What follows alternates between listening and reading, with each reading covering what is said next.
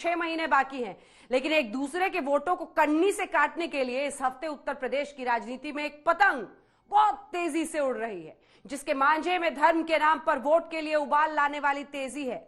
वो पतंग जिसकी चरखी में मुस्लिमों का हितैषी खुद को घोषित करने के दावों की लंबी सदी लिपटी हुई है। ये पतंग AIMIM की है और ये सियासत है ओवैसी वाली। एक मुस्लिम बाहुबली परिवार से हाथ मिलाकर दूसरे मुस्लिम बाहुबली को न्योता देकर और अपने भड़काऊ बयानों के कारण मुकदमा सिर पर लेकर यूपी से असदुद्दीन ओवैसी अभी 3 दिन का दौरा करके लौटे हैं। तो ओवैसी वाली ये सियासत यूपी में किस मोड़ पर वोटों को ले जाएगी? वोट करेंगे, वोट कटेंगे, वोट कटेंगे या वोट बटेंगे, या फिर ओवैसी की राजनीति का हश्र बंगाल वाला होगा? अगले 1 घंटे विस्तृत विश्लेषण होगा। शुरुआत ओवैसी की यूपी पॉलिटिक्स वाली पतंग की उड़ान से।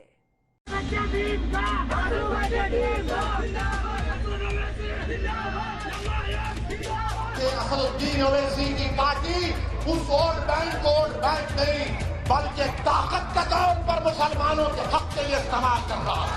मोदी के 300 है, मगर जब एक तुम्हारा भाई टोपी और दाढ़ी के साथ खड़ा हो जाता है तो 300 में दर्द शुरू हो जाता है।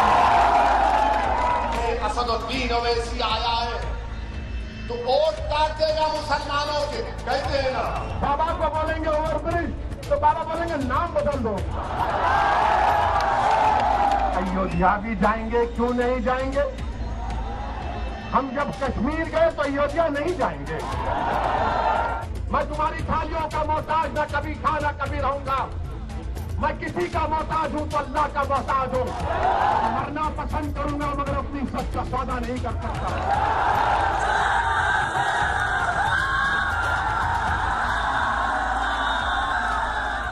उत्तर प्रदेश में हर 10 में से 2 वोट वाली ताकत रखने वाले मुस्लिम मतदाताओं के बीच उत्तर प्रदेश के 105 सीटों में हर 100 में 25 वोट की ताकत रखने वाले मुस्लिम आबादी के बीच उत्तर प्रदेश का चुनावी पारा चढ़ने से पहले गुजरते मानसून के बीच हवा में जितनी नमी है, राजनीति माहौल में उतनी गर्मी बढ़ रही है।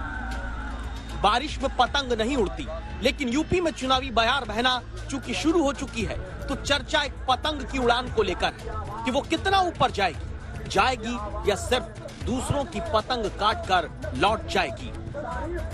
पतंग जिसकी डोर असदुद्दीन ओवैसी के हाथ में है।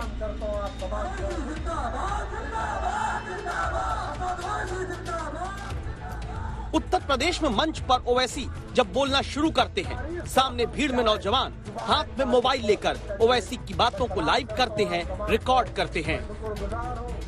मेरे नौजवानों, रिकॉर्ड करना इसको, व्हाट्सएप पे डालोगे ना, फसाद बुक पे डालोगे। फेसबुक नहीं है, फसाद बुक है।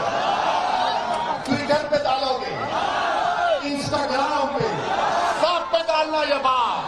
ओवैसी के सवालात।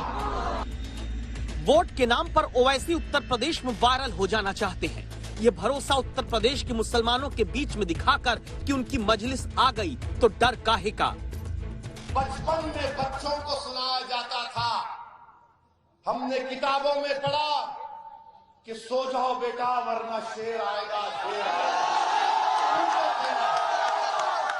और हम बच्चे डरते थे, अम्मा अपने पलों में लपटाती कि बेटा सो जाओ। अब उल्टा हो चुका है, माए कह रही कि बेटा आराम से सो जाओ, मजलिस आ गई, मजलिस आ गई। ओवैसी कहीं जाएं और विवाद की बात न आए, ये संभव नहीं। इसी हफ्ते 3 दिन लगातार अयोध्या से सुल्तानपुर और फिर बाराबंकी में चुनावी दौरा सभा करके लौटे ओवैसी यूपी से अपने ऊपर 2 FIR लेकर आए हैं।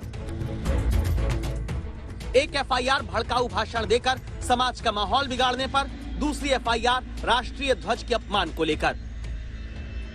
ओवैसी पर FIR क्यों हुई, उस बयान तक चलने के लिए जरूरी है कि ओवैसी की रैली में भाषण की स्टाइल को समझा जाए, क्योंकि ओवैसी की 3 रैलियों के 3 भाषण को सुनने के बाद एक फ्लो चार्ट ओवैसी के भाषण देने की स्टाइल में नजर आता है, जिसमें सबसे पहले मुस्लिम आबादी को टारगेट करके बताया जाता है कि आपकी अनदेखी हुई है।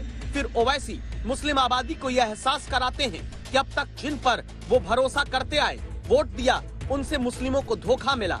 फिर ओवैसी अपने भाषण में इस बात पर जोर देते हैं कि मैं तुम्हारा वोट काटने वाला नहीं हूँ। इसके बाद ओवैसी के भाषण के फ्लो चार्ट में बीजेपी और संघ निशाने पर आता है। फिर ओवैसी के भाषण में करंट तेज होने लगता है, आवाज बढ़ने लगती है। AIMIM के प्रमुख मुस्लिम मतदाताओं को उनकी ताकत याद दिलाना शुरू करते हैं। फिर किसी संवेदनशील मुद्दे पर धर्म के हिसाब से नब्ज दबाकर भड़काऊ बयान देने के आरोपी बन जाते हैं। सियासत ओवैसी वाली के इस फ्लो चार्ट को अब बयानों के रूप में देखिए। अगर उत्तर प्रदेश में अगर किसी की सियासी लीडरशिप नहीं है, किसी की सियासी आवाज नहीं है, किसी के आवाज की अहमियत नहीं है, किसी के आंसुओं की अहमियत नहीं है, अगर कोई यतीमी और लाचारी के माहौल और मायूस हो रहा है तो वो उत्तर प्रदेश का मुसलमान है। अगर किसी के साथ इंसाफ नहीं हुआ, किसी को उनका हिस्सा नहीं मिला, तो मैं ये साफ तौर पर कह रहा हूं कि उत्तर प्रदेश के मुसलमान हैं जिनको अभी तक उनका हिस्सा नहीं मिला। सामने भीड़ में खड़े मुस्लिम वोटर को अहमियत न मिलने का भरोसा देने की कोशिश के बाद ओवैसी का अगला बयान होता है।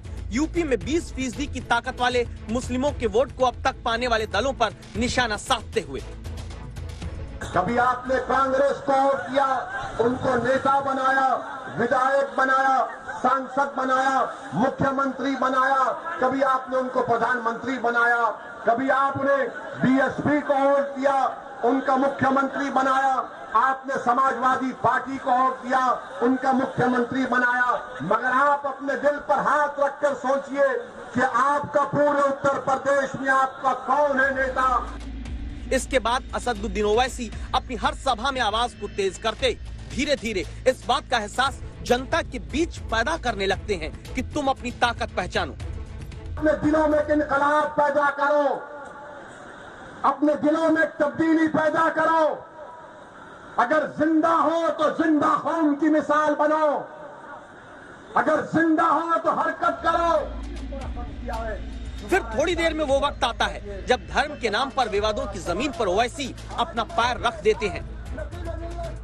6 दिसंबर को हमने भी देखा, सारी दुनिया ने भी देखा क्या हुआ। आज उसका जिक्र करने से डरते हैं सेकुलर पार्टी के लोग, जिक्र करने से डरते हैं, डरा डरा कर वोट हासिल करते हैं। अरे याद रखो, वो कौम जो नवासे रसूल को जन्नत का शहजादा मानती है, क्या वो कौम डरेगी इन लोगों से? क्या तुम डरोगे इन लोगों से? इंसान से नहीं डरना, सिर्फ रब्बे कायनात से डरने का हुक्म सिखाया गया।